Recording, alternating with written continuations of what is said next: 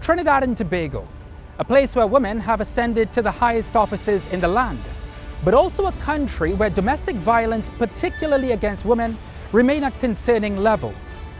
With International Women's Day being marked across the world on Friday, it offered us the opportunity to dissect how far women have come in this country, the role of women in society, but also how far there still is to go. Our guest to cover all of this, economist extraordinaire, Dr. Marlene Attzs.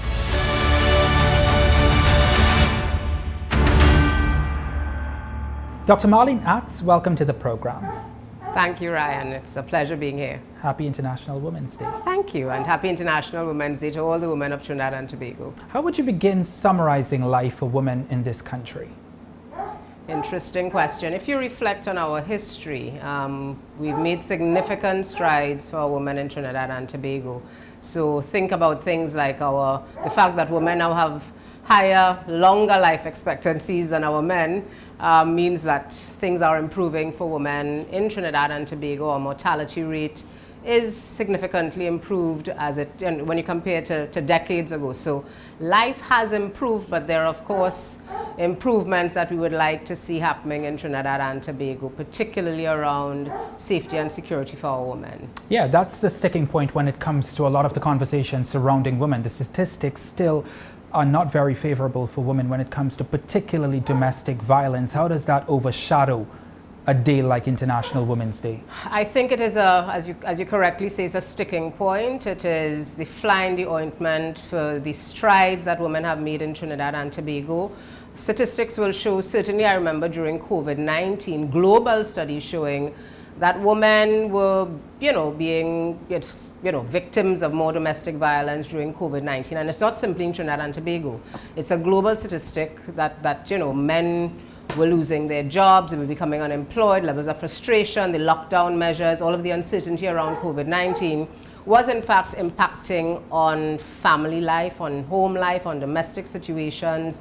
And unfortunately, women bore the brunt of that fallout, so to speak, from that situation. And I think it continues to be a sticking point globally and for us in Trinidad and Tobago. I mean, it's no secret that very often we hear about women being either beaten or murdered, or going to meet someone through a dating site, whatever, people may choose to do, and then the outcomes are often very negative, leading to dire circumstances. So I think it's something that we need to own in terms of what is happening. I'm making the point that it's a global phenomenon, but we in Trinidad and Tobago, this is where we are located, and we have to own that domestic violence and the impact on females is significant, and we really need to work towards, if we want to improve the conditions for our women, that is one of the areas that we need to look at very carefully. For how far women have come in this country, how much is the circumstances by which, let's just say, domestic violence as you speak of, keeping back further progress for women in this country? I think it's an issue that needs to be addressed, because you may find some women, because of their domestic circumstances, may not want to advance their careers, they may not want to take certain kinds of jobs for fear that their partner, not necessarily their husband, but for fear that their partner may not take kindly to that, or he or she may have some kinds of insecurities. And I think these are issues that we need to look at, and it's really a socialization. So it's not something limited to women for us to look at on International Women's Day, but I think we need to look at how we socialize our boys and our young men so that they recognize that women need to be afforded certain opportunities, and that career advancement for a woman, for example, does not in any way negate her desire to be a homemaker, or to be a wife, or to be a mother. But things have changed, and we have to embrace the change for the advancement of women in our country. And domestic violence must not be something that stymies career advancement or stymies the growth and the recognition that women receive in Trinidad and Tobago. Trinidad and Tobago has done incredibly well when it comes to women. We've had women occupy and continue to occupy some of the highest offices in the land. We have a female president. We've had the first female prime minister of this country. Have our women leaders in this country lived up to the expectations that they are required to inspire other women? Tricky question, but yes, I think by and large we still find, notwithstanding the circumstances, and you touched on a very significant point there, leadership, female leadership. I think what we're looking for is good leaders, both male and female. But on the particular question of female leaders, yes, we have lived up to the expectation. Yes, you still find young girls, wanting to be the president or the prime minister, wanting to emulate some female figure. You look at some of the data and you realize that certainly at the University of the West Indies, Office of University Planning, you look at some of the statistics in terms of the enrollment. There are far more females enrolling across the faculties, except for engineering and the faculty of sport, far more females enrolling, which means that they want to aspire to hold high office. They want to aspire to be leaders and game changers in their respective professions.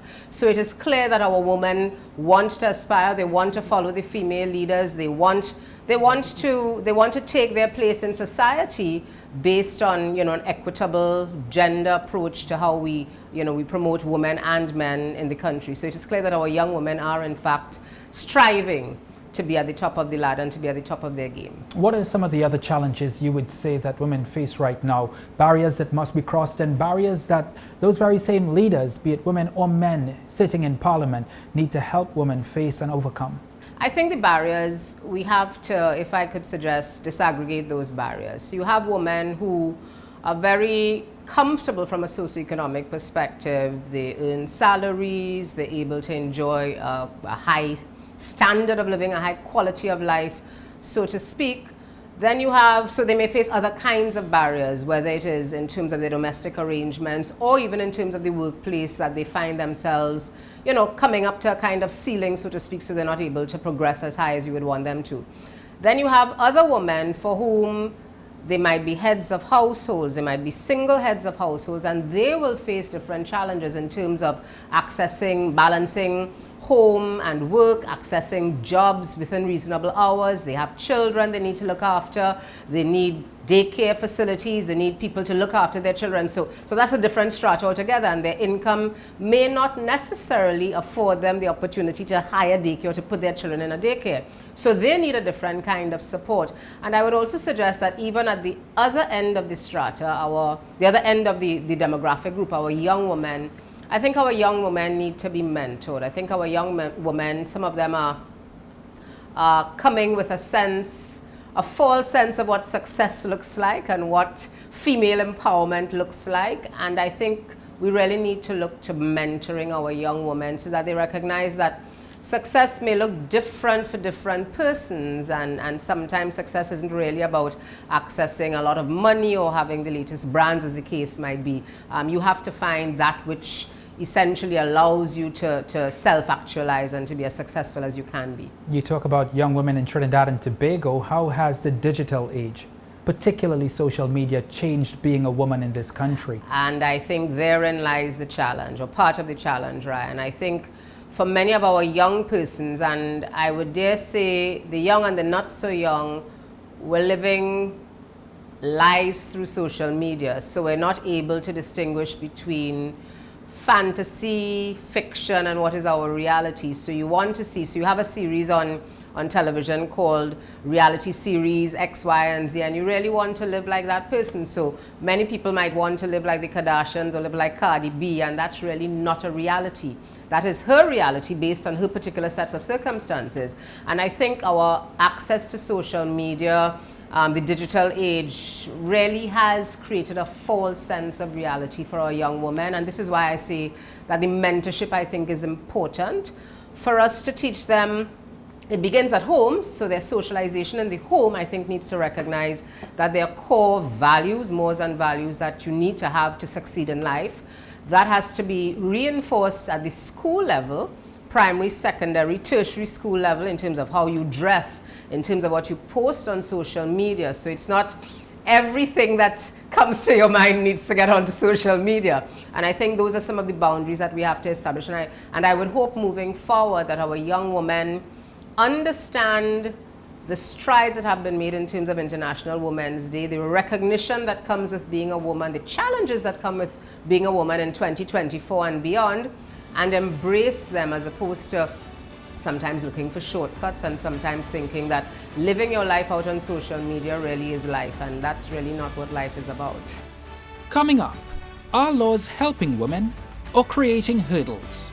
when women reach a particular phase in their career, a particular stage in their career, what next?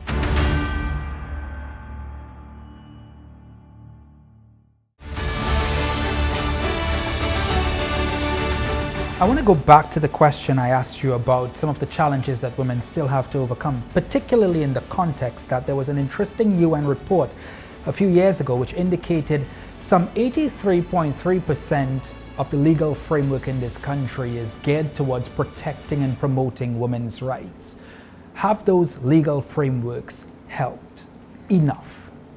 And I think I want to say that policy frameworks and legal frameworks are just that. They're guidelines.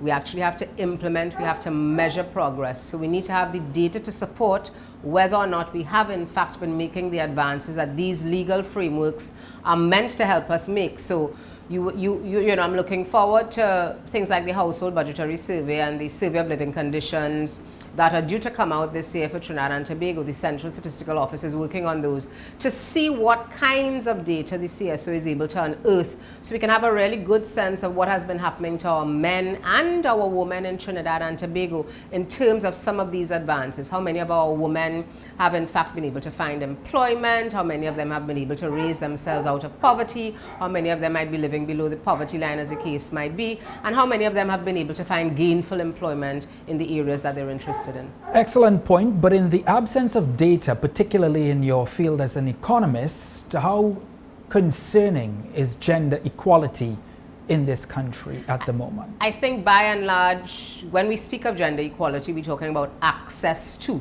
healthcare, education by both men and women. And I think by and large, we have a decent framework. As I said, it's on the margin in terms of when women reach a particular phase in their career, a particular stage in their career, what next?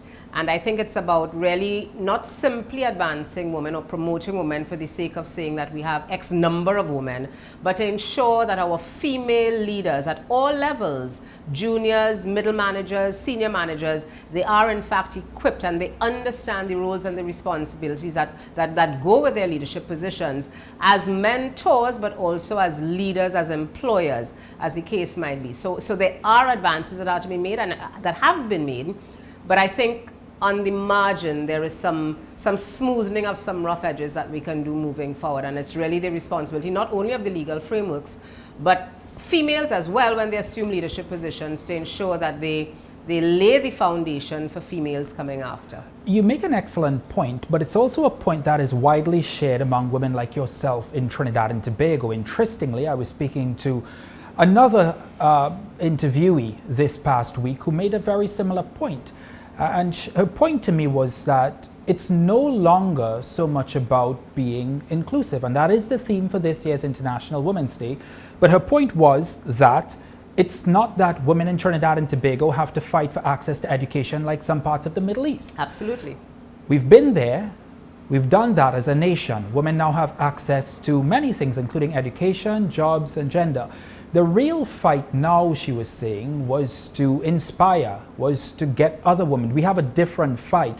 And I just wonder, what do you make of that as someone who has found success at the university level, someone who has found success at the economic level, someone who has emerged as a voice in Trinidad and Tobago when it comes to economic policies and political situations? Where is now the fight for women in this country?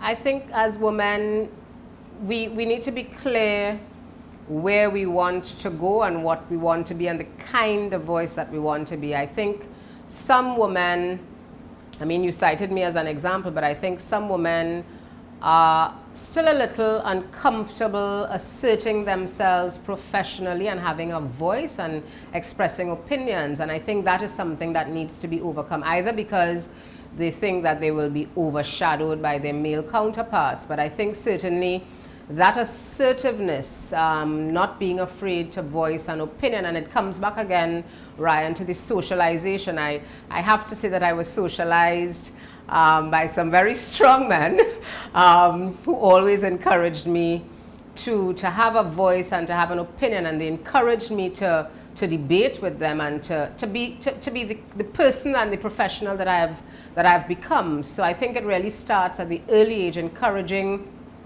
our young girls in school, in primary, in early childhood, to have that voice, to be able to be comfortable to articulate an opinion, so that as you get older and you move into primary, secondary, tertiary level, you feel comfortable because it's now part of your DNA. You feel comfortable now expressing an opinion and asserting yourself. Now, you know, a lot of men sometimes, or persons, even women, say that, you know, when you're being assertive, you know, well, you know, she has a strong personality. And it's not really about a strong personality. It's about really being true to your conviction, holding fast to your conviction, and not being afraid to express yourself. And I think that is one of the things that we can probably work on in terms of mentoring our young women. You don't have to be boisterous, but you can have an opinion and, you know, feel comfortable expressing that opinion. Part of that mentoring that you speak of is knowledge and education of the contribution that women have made to our society. Absolutely. For 60 plus years. Do you think that happens enough? I don't think that we recognize the strides that women have made in terms of, so they may not be at the forefront, and it's not simply about having a female president or a female prime minister, but, you know, there is the old adage, behind every strong man, there is an even stronger woman. And I think there are many women who are behind the scenes who have provided support. I mean, we looked at, you know, the COVID-19, for example, in Trinidad and Tobago, and while the Honorable Prime Minister and the Cabinet, they would have led the charge. When you look at the Ministry of Health, there were some significant women there providing support to the Chief Medical Officer. So we're seeing that there are women behind the scenes, and we really have to recognize. But I think what happens is that women don't often sound their trumpet. So, you know, you sit behind the scenes and you do what you need to do, and you get on with it. So that I think maybe sometimes it is lost, the contribution that women have made. So maybe we need to do a better job in terms of kind of articulating and championing for each other. Yeah. How critical is that particular, and is that not happening enough in our society, given the levels of violence against women that we are seeing, women sticking up for women? You have some women's groups. I mean, I don't think we're without advocates. There are lots of, you know, women advocacy groups that I'm aware of and that you would be aware of and the wider public would be aware of. But I think it's more than the advocacy groups. I think our institutional frameworks also have to support women who want to speak out against domestic violence, particularly victims of domestic violence. You know, how easy is it, for example, for a woman to make a report that she's being abused or that she's being threatened? If she looks a particular way, people may or may not take her seriously. So we have to break down those, what would I call it, those biases. We'd have to break down those biases and really get to the root of the problem, because domestic violence is not simply a problem for women. It is a problem for our men as well, because some men are victims of domestic violence as well. But our socialization of our boys and our young men is what leads them to not be able to cope in particular situations, which then the outcome is the domestic violence. So we need to understand the causal factors, and we need to work backwards in some senses to try to address the problem before it becomes a problem. So in terms of how we socialize our young men to speak to young women, opening a door, maybe that's a little too much, but certainly having respect for females in your company, how you deal with them. You know, too often I see on social media, or even you're in traffic, and men are very comfortable being extremely abusive to women, strange women, and I often wonder, you know, do they have sisters, do they have mothers, do they have grandmothers? So there really is a multi-pronged approach to addressing the problem before we get the negative outcome in terms of the domestic violence. But what you're talking about there starts at a very, very low level, at very junior level, yeah. at maybe the elementary school system. It starts in the home, and the way mothers engage with their sons, the way mothers engage with their daughters, so that they know what their expectations ought to be, the way fathers engage with their sons, the way fathers engage with mothers, the way fathers engage with their daughters. So it really is, it is a complex set of issues, but I certainly do agree that it begins in the home. You know, by the time adults come out into the public space and they're behaving badly, and, you know, they're engaging in either verbal or physical abuse towards women, that has kind of festered for several years. So they would have been socialized in a space, let's say for 18 years, where they thought that that was reasonable. Even the language that we use to describe our woman, I mean, what you speak is really what you become. So it's really a very holistic thing. It's the domestic violence, it's the thoughts that we have around women, it's the way we speak of our woman, and we really need to separate what we may see on social media, what we may hear in a song, to think about how would you want someone to treat your sister or your cousin, your female sister, your female cousin, sorry, your sister, your mother, your grandmother, your aunt. Would you want that kind of treatment meted out to them? And I suspect very often the answer is no. And therefore use that as your guiding principle, your guiding light as to how you would wish to treat women out there. Up next, as we celebrate our women for International Women's Day, we have to keep our eye on our young men, because there are also some very frightening statistics in terms of what is happening to our young men.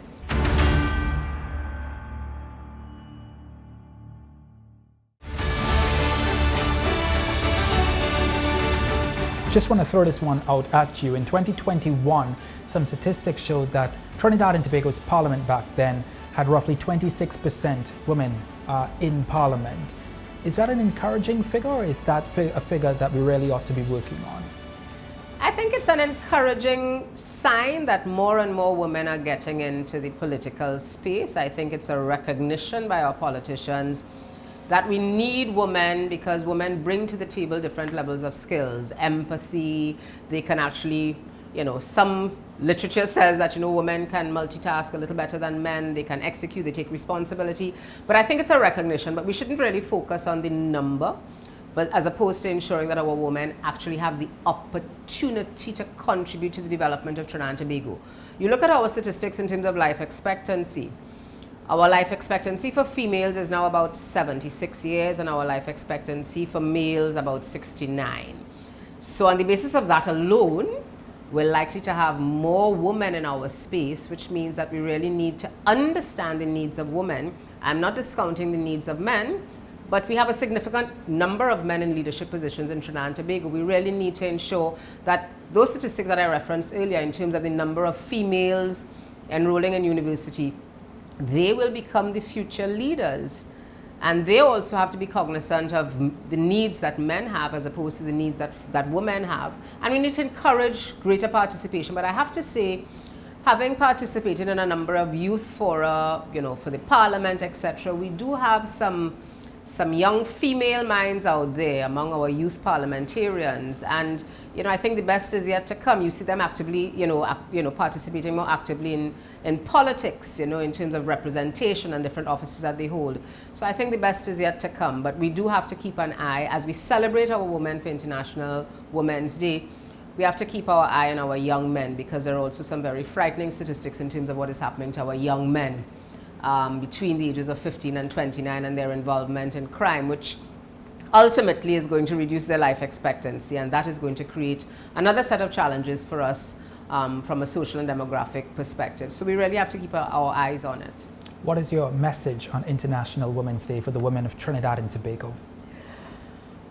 Wow, my message to my sisters, to my fellow women, young women, the more mature, the women I look up to, my contemporaries, I think we have made significant strides. I think we continue to push ourselves. I think we continue to elevate ourselves.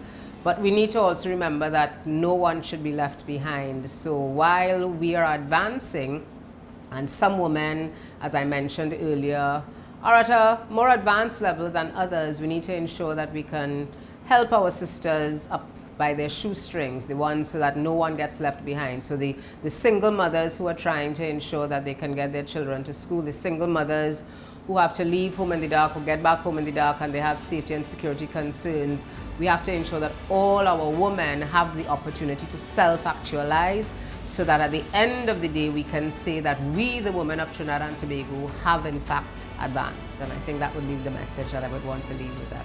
Dr. Marlene Attzs, thank you very much for your time. Thank you, Ryan.